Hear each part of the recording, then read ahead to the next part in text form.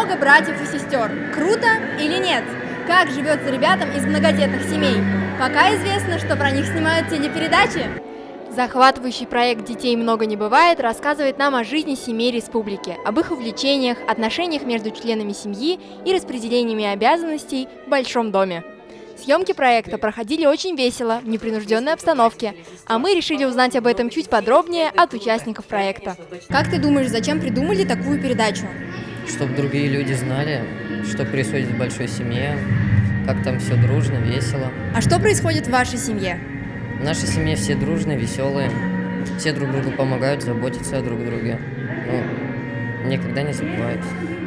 10 семей из разных точек Башкортостана приняли участие в проекте, тем самым поделившись своей жизнью с телезрителями.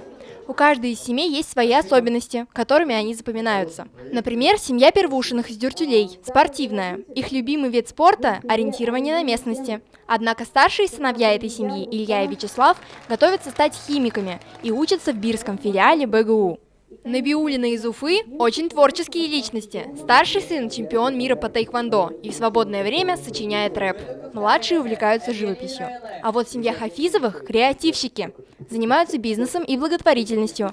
А еще у них есть неизменная традиция – путешествовать всей семьей. А семья Мулюковых интересуется экологией. Как вы распределяете обязанности в своей семье? Мы обычно, у нас сестры мои работают дома, а я с папой всегда работаю на улице. У нас мы смотрим свое хозяйство. Множество историй, необычных увлечений и дружбы можно увидеть в проекте «Детей много не бывает». Каждый из семей, участвующих в проекте, подарили незаменимый и значимый подарок – фотоальбом.